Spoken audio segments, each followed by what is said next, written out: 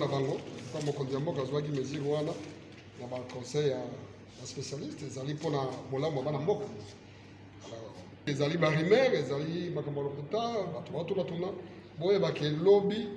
couvre-feu ebandi de 21h à 5h du matin moto nyonso atosi zonga avant na ndako de façon que 21h kuta déjà na ndako touti kosola bacommandant toyebisi bango que par cas d'exception ekozala oyo touti kosola en français par cas d'exception ezali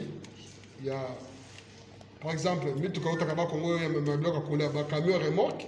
un semi remorque et kokota kaka à partir de 21h pour nani pour éviter embouteillage et puis mesure d'application à gouverneur arrêté on ezali pour appliquer yango ya mibale pour na bato bakota na ba avion bazana coupon oyo ya embarquement wana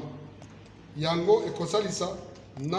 moto passager waye na moto ya kozwa ye na chauffeur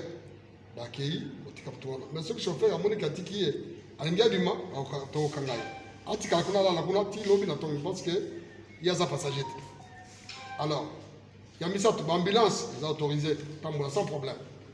on a un problème par équipage à avion chaque société a un droit de bis na ba mention et bon il peut dire que dans société sont ngolo paka o etali makambo ya moto akende so makisi ba pharmacie za polele o ba pharmacie funga moto akola kisa et puis na so makisi za na ordonnance so makisi mo côté na ordonnance OK ou bien moto malade ba ambulance za belete moto malade amone moto malade commandant ça on attend moto malade akolekisa ke na hôpital ezandingo bon disango mais oyo tali ba pandi sango non na bosa na bango na so français oyo tali ba église on a dit ba église ezali pour l'église ezali libanda te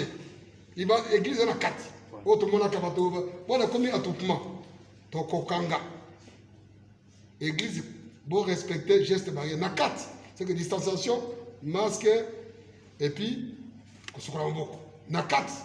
oyo libanda wana ezate et puis à partir de 21h esili soki to ya 21h o bato basama to kangabino eza la terrasse ezali ba salle de fête kutu et kofunga bato balobi bato baleka 10 personnes te soki boza mariage ni soki boza 10 on sait maye a to kangi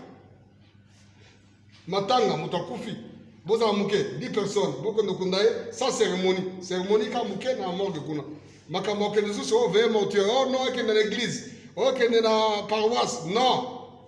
jusqu'à nouvel ordre makambo les actes de façon que tout mi batela oninga pe awetela ba pandi sango mon général pour la pandi sango so pandi sango ninga que ndo tamne ko fe salem aya to chela mtu ka police to tambola mais ce que na ndenge na ye akolala na balabala ba émission su ba commissariat émission so que si là kuna en place émission salaki c'est le salaire mission na moi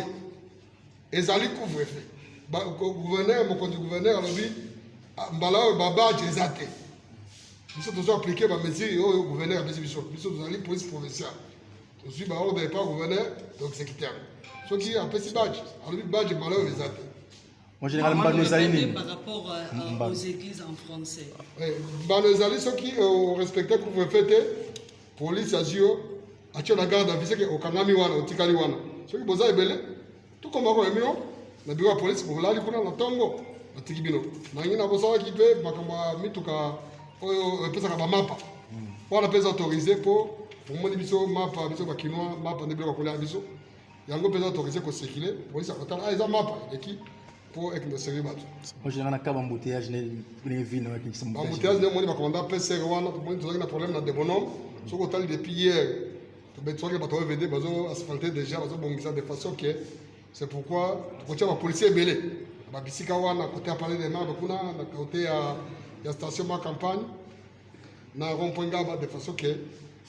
ba tabanda ko tamola malembe mais yo longonde avant balobi 21h terrasse quand yo so quand terrasse de 21h on comme pas na nini on a 21h vous osez là mais c'est qu'on a la terrasse parce que kuna balabala on biso yo 21h babi c'est que terrasse quand va pour libérer ba avant ou bien bar, ou bien nini, kanga avant, ou bien restaurant, kanga avant, de façon qu'on libère maintenant. Mais ce qu'on libère en 21h, bah, écoute, la police la balabala. C'est que bah, on a la balabala. esengeli moto tosa bamesure oyo ezali mpona bolamba biso banso tokozala na tracasserie te mais tokofaire respecter milieu soki bakangi okofuta ata infran te okolala obele wana 5h30 okei na yo na ndako na yo eza te ke kuna bana kosambisa nano okotikala wana otikali wana lobi na ntongo okei